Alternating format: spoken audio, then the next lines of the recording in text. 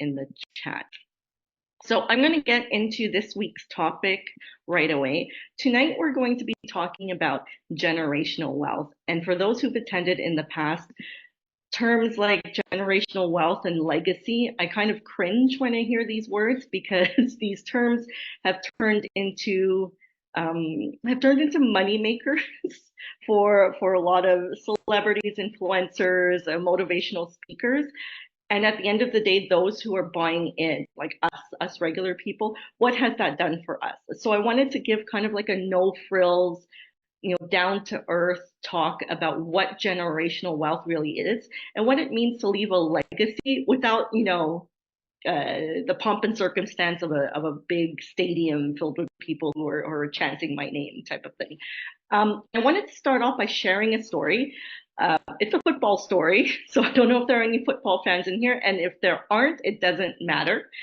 Um, as some of you may have heard, there was a big football game on Sunday. There was also an Usher concert as well, and Taylor Swift sightings, but there was a Super Bowl that happened this weekend. I'm a huge sports fan.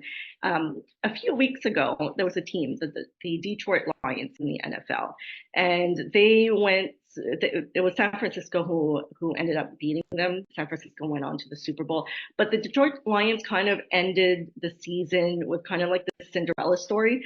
They haven't won. They haven't gone far in the playoffs for the longest time, and there were all these stories that it was going to be it was kind of like a build up to maybe the Detroit Lions were finally going to make it to the championship, to the Super Bowl. They didn't, they lost, but that's okay.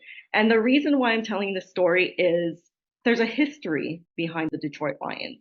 The Detroit Lions, a big NFL team, is owned by a lady named Sheila Ford Hamp. Sheila Ford Hamp is that from that Ford family. She is a descendant of Henry Ford.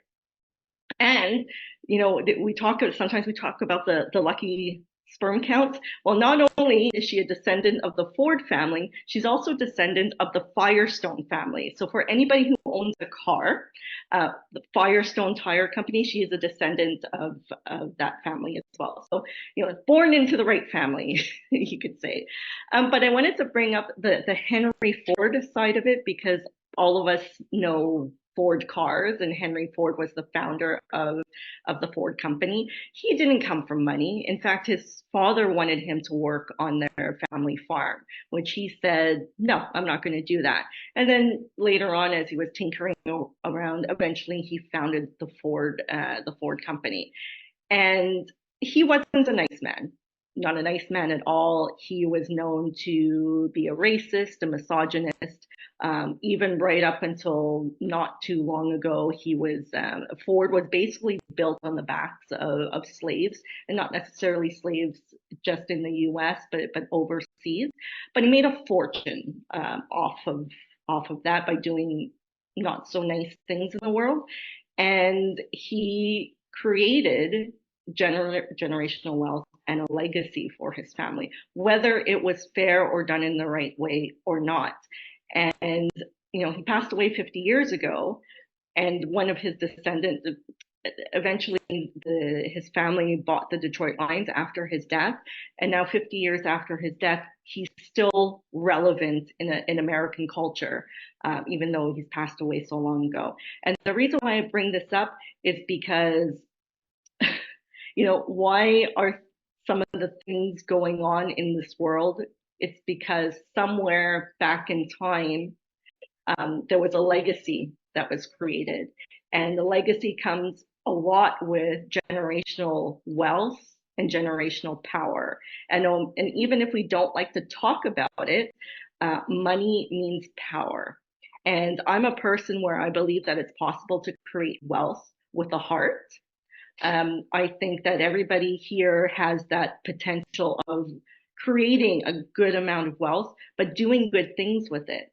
But it takes, making that decision to not only do it for yourself, but also do it for your family. If you have children, if you don't have children, nieces, nephews, I do believe that if you have good intentions, it is still possible to generate wealth, and this is what's going to change the world for future generations to come. I know this sounds like a pitch for motivational talk, but it's something that I really do believe, and I think we're just like a generation away from doing that, from ending, certain things that are going on in the world and even in our own backyard.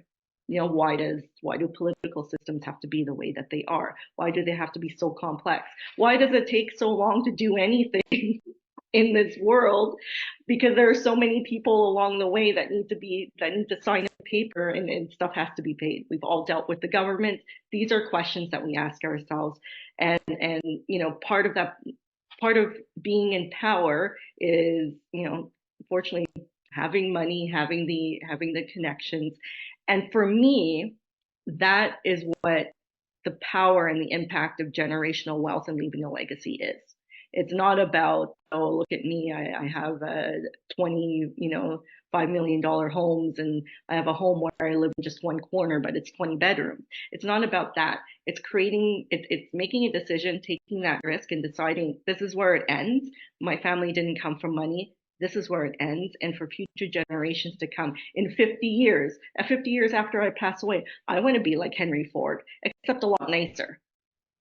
And that's what that means to me. I don't know if that's what it means to you, but I wanted to share this story to show you the power and the impact of generational wealth and leaving a legacy. Henry Ford, way back when, made that decision. Now, again, did he create his wealth in the nicest way?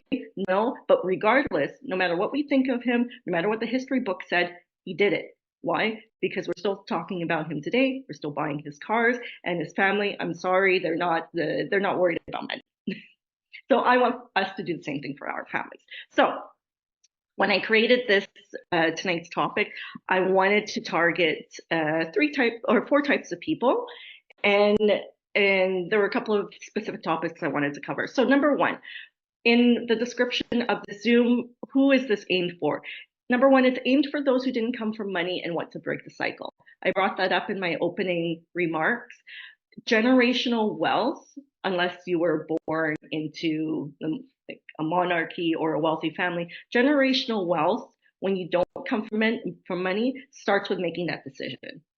Making that decision and taking that risk and saying, hey, that's it. This is where it stops. And if you're in a situation where you're in a lot of debt, maybe you're, at a point in your life where you don't really feel like taking risks anymore, um, and but you still believe that there's more that you could give to this world, but maybe financially it's just not there. That's where you have to kind of think outside of the box and prepare the next generation. So whether or not you have children, who do you want to leave an impact on, and how do you want to do it? And so I'm just planting that seed that, sometimes we reach a point in our lives where we're like, you know what, this is about all I'm going to make in terms of income. I just barely get by with the bills that I have and the debt that I have to pay. It doesn't mean that you can't leave a legacy, but you have to make a decision to decide, okay, I can't change my own situation, but I'm going to make sure that the next generation, I'm going to leave an impact on them, and leave a legacy for them, and figure out a way for me to potentially pass on wealth to them, maybe in another way. Number two, the Zoom was aimed towards those who want to ensure that their children and future generations are set up financially. Now, we do this in a few different ways. Number one, by understanding money ourselves. If we don't understand how money works, if we don't have money, we're not able to pass it on. You can't pass on something that you don't have. So we need to have that education. And not only do we need to have that education, we have to do. Right? Us as women, we're great at researching stuff. We could research stuff for years, but when it comes to doing, it's like, we don't do it. So if you want to make sure that your children and future generations are set up financially, get the education and do. You have to execute. You have to do it.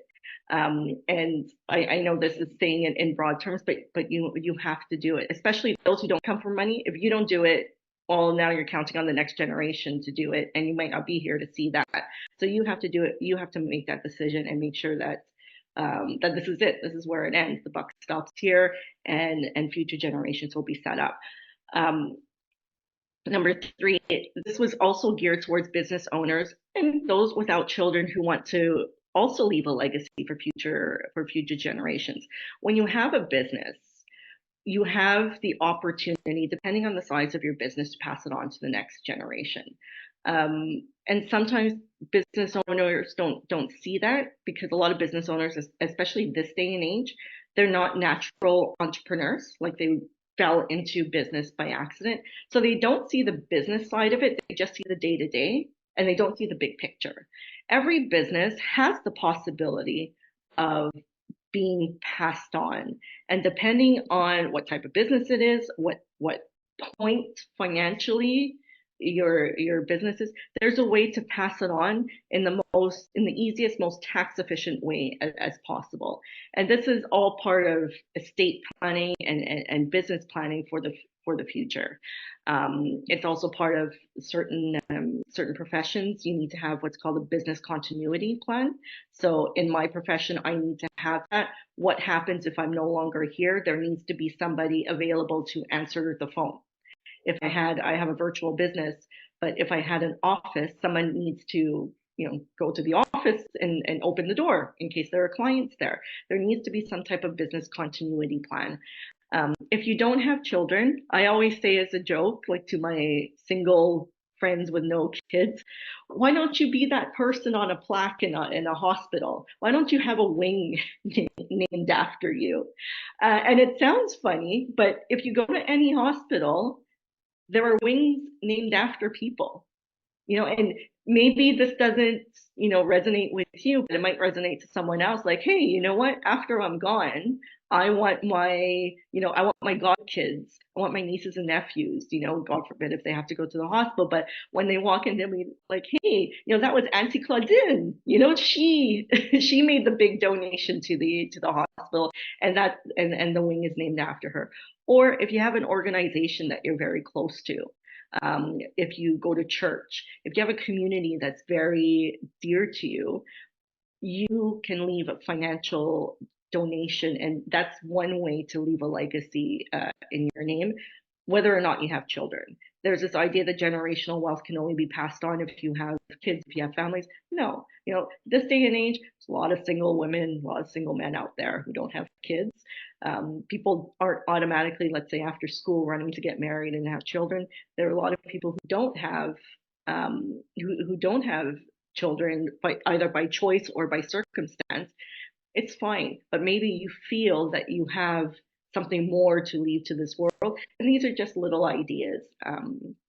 These are just little ideas that you might not have even thought of. And lastly, those who want to leave a lasting impact on the world and using generational wealth as a tool, that's who this Zoom was aimed for. Not everybody wants to do that. Some people just want to live and then pass away, and that's it, which is fine. And then there are others who want to do more. I find, especially with a lot of moms, a lot of single moms, they have this obsession and this huge desire to do it. I find a lot of immigrants as well, like, who came to this country and understand sacrifice. They have this innate desire to do it as well. So those that's who this Zoom was really aimed towards.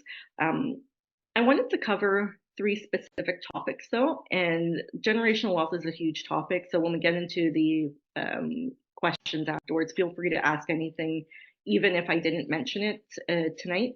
So the three topics I wanted to cover, because they always come up, are: number one, should I get life insurance, or are my assets enough to pass on to the next generation? So life insurance has been a tool used for many generations within a lot of specific communities to not only pass on generational wealth, but to lower the capital gains tax when they're passing on wealth to the next generation. Here in Canada, we don't have an inheritance tax. We don't have a death tax. This is, some people think that it exists in the US and probably in other countries, definitely in other countries around the world, but we don't have an automatic death tax. Um, I'm not going to talk too much about taxes because that's going to be the next point. So people ask me, should I get life insurance, or is my money enough? And it depends from situation to situation. Because let's say, I'm a mother of four, maybe there's somebody here who's single and has no kids and no partner. Our life insurance needs are going to be different. How are life insurance needs calculated? It's based on what's called a needs-based analysis. So what needs to be covered if you're no longer here? So if I'm no longer here, I know definitely my income needs to be covered, as well as maybe other debts that might be there. So that's how we kind of calculate life insurance, because if not, if I were to pass away, then someone has to pay for my bills. Somebody has to pay for my kids. And that's where the calculation comes from. There are there are people who believe, well, it doesn't matter, the other person will figure it out. That's a way that some people, some one partner in the relationship thinks. And I've been in situations where both partners are in front of me and the other person says that. Let's just say that the room gets very tense really quickly. Life insurance is there to replace an income or the presence of a person that's no longer there. But also, when we're talking about generational wealth and estate planning, it's money that's passed on to the next generation tax free and with what's called beneficiary designation, meaning that it's passed on to that person, no taxes, no income taxes declared, no income taxes paid. And remember in the beginning, I said that, maybe you're in a situation where you might not have the liquid cash to, maximize your TFSAs, maximize your RSPs, and have all that extra money. Life insurance, depending on the calculations, a lot of times what that does is it transfers the risk to a life insurance company, and it ends up being cheaper for you. Obviously, if you're in good health and relatively young, non-smoker, sometimes it ends up being cheaper for you to get life insurance instead of trying to come up with the money on your own. And again, it's all a calculation. And I do a lot of life insurance webinars because unfortunately in my industry we've had a bad reputation and it's not explained properly. There are a lot of products out there that aren't really good for specific people. It always boils down to the numbers. So as an example, someone who I worked with recently, and this isn't going to be a life insurance session, or if you want to ask questions afterwards, that's fine. But just to give you actual concrete numbers, someone that I met with recently, she is 40 years old, non-smoker, relatively good health. She was interested in getting what's called a permanent life insurance policy. So a permanent life insurance policy is something that lasts for her life. She has coverage for life. And even if she lives to be 115 years old, let's say, her kids are going to receive the face amount death benefit. She doesn't have a huge budget. And she wanted $100,000 of coverage. And I'm going to put this in the chat afterwards so that you see the numbers. She wanted $100,000 of coverage. There is also a cash component to this life insurance policy. So over time, that $100,000 of death benefit actually increases. So her premium is $75 a month. That's what we went with, $75 a month, so $900 a year. If she put that money aside, like in a savings account, it would take her 111 years to come up with $100,000. Because, and why am I bringing this up? Because some people say, well, you know what? I could just, instead of taking life insurance, I could, just put that money aside. Well, it would take her 111 years to come up with $100,000 if she just put it aside in like a checking account. Now, if she put aside $900 a year and she did invest it kind of modestly in an investment that generated like a 7% return, it would take her about 31, 32 years to come up with 100,000. So these are real, actual, concrete numbers. And again, in the second scenario that I gave to you, $900 a year, for 32 years to come up with 100,000. Well, what if she were to pass away in year 10? You know, then you wouldn't have the 100,000. So going back to the question, should I get life insurance or are my assets enough? Unfortunately, my industry has had a bad rep, but life insurance is there as a tool to use to create generational wealth. And how much do you need? Is it better to get life insurance than to just use your assets? It depends from situation to situation to situation. Crunch the numbers, but this is how certain communities have kept money in there. I can guarantee you that a lot of the celebrities and famous people who are out there, they have some type of life insurance to pass on to the next generation, for sure. Yes, it's true they have tons and tons of money, but now this is extra money to cover capital gains. Number two, the tax implication on the transfer of assets, including real estate. So this is where it gets a little tricky. And I'm not an accountant. I deal a lot with accountants, so I'm going to keep this as broad as possible. So like I said, in Canada, we do not have an inheritance tax like they have in other countries. So what happens is that there's no death tax, but depending on what's being transferred, there may be it may be taxable in the hands of the beneficiary. Okay? It depends on the situation, it depends what's being transferred, and this includes real estate. So there is a misconception that's out there that if you, as an example, because I come across this a lot, if one of your parents pass away and you inherit their home, yes, it's true, there is no tax implication right away because it's a transfer of their primary residence to you as a beneficiary. However, there could be a tax implication later on if you decide to sell it.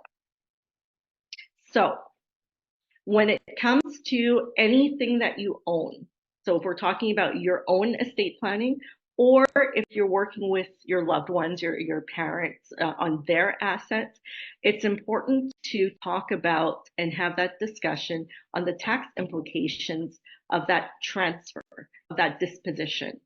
So a disposition is created whenever there's a death or a transfer of an asset. It basically means that you're selling it, but without really selling it, like there's no sale. So what is the impact of that? If we're talking about real estate, like rental properties, so sometimes maybe you're in a situation where your family, your parents own, even if it's just one rental property. Well, a rental property, if it's 100% rented and your parents don't live in it, upon disposition, like upon transfer or upon sale, there is going to be a capital gains tax that you can't avoid. We're in Canada, they're going to, anytime that there's income made on any type of asset, there's going to be a tax bill on that. So you want to, in your tax planning, what you want to make sure is maybe you have a life insurance to cover those capital gains if we're talking about estate planning and covering taxes at death. This might be a conversation that you want to have with your own parents if they have properties to liquidate. When it comes to actual money, again, it depends on if you're the heir, if you're the beneficiary of the assets, how it's being transferred, what type of account is it, and where it's held. So there are many different questions to consider, and it's not just a flat answer for everybody. So in estate planning, you have to speak with an accountant to figure out what is the tax impact of that transfer. And if we're sticking to the topic of generational wealth, the idea is, if possible, you want to make sure that that money stays within the family. You want to lower your tax bill. Everybody says that, buying a home or buying property is the most expensive expense in your life. No, it's actually taxes. Taxes is the biggest bill that you're going to pay in your life, even more so than a home. Yet we don't do the tax planning for it. So when it comes to generational wealth, tax planning is so key because you want to keep as much as you can within the family. Obviously, there's going to be some tax implication at some point, but if you don't have to pay more, why should you? Another example of a transfer of assets is if you have a TFSA, for example, a tax-free savings account at a bank or any financial institution outside of an insurance company, there's no beneficiary designation, meaning that if you don't have a will, it's going to be distributed to your estate, to your beneficiaries, according to the laws of your province. Here in Quebec, we're governed by the Civil Code of Quebec, so it'll be distributed depending on who you have as heirs or as beneficiaries. But if you have a tax-free savings account under an insurance umbrella, for example, like a Manulife investments under their insurance department, if you want to call it, there's an actual beneficiary designation. If you were to pass away, the money goes directly to your beneficiary, just like with a life insurance policy. In other provinces, it's a little bit different. In other provinces, well, even here, if you, let's say, open up a TFSA at the bank, that line might be on the application form, like for a beneficiary designation. Even if you write a name there, it doesn't matter. You need to have a will, and if you don't have a will, then it's as per the laws in your province. The third thing I wanted to kind of debunk was informal and formal trusts. So it's something I get asked a lot about during tax time. People ask, should I want to, or this is what they'll ask me. I want to set up a family trust. So working backwards, setting up a family trust is a great idea if you have a lot of assets and you want to lower the tax implications. Why? Because generally speaking, let's say this is me who wants to set up the family trust. I have lots and lots and lots of money. I set up the trust. And what I'm basically doing is flowing my assets through the trust. And then when it's time for the money to leave the trust, it's received in the hands of the beneficiaries who should be at a lower tax bracket than me. In order to do this, it costs money. It also costs money yearly to maintain it. It's expensive to set up and it's expensive to keep. So it's designed for people who have a lot of money. If you don't have a lot of money, and we all know if we have a little bit of money or a lot of money, if we don't have a lot of money, there's also something called an informal trust. Don't get too caught up in this. An informal trust is something you could easily set up at a bank or with an investment company. It's basically you're opening up an account, and it could be like an investment account even. It's supposed to be temporary for a shorter period of time, and you're kind of acting on behalf of somebody, but it's not a formal trust. So there's no tax benefits per se. Like some people will open up an informal investment account for one of their minor children. Let's say I have a child who's 16 years old right now, so he can't open up a TFSA. He's not 18. So I might say, oh, you know what? I'm going to open up an informal investment account so that I could invest on his behalf. Yes, you could do that, but it's still under my taxable income. So I'm going to get taxed on any capital gains based on whatever I earn and whatever my revenue is. So there's no tax benefit to it. It's easy to set up. It's usually used for a short period of time, typically involving children or those who are not able to manage their finances on their own. It's kind of like a stepping stone to something else in the financial plan. But informal trusts are not the same as family trusts, and sometimes people get mixed up between the two.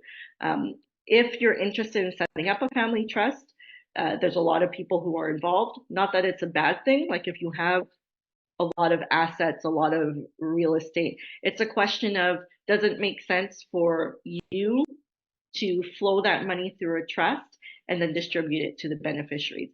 Are there actual tax savings by doing that? If not, then don't do it. Then you're just kind of wasting your money in doing it. I think that's everything that I wanted to cover. Are there any questions?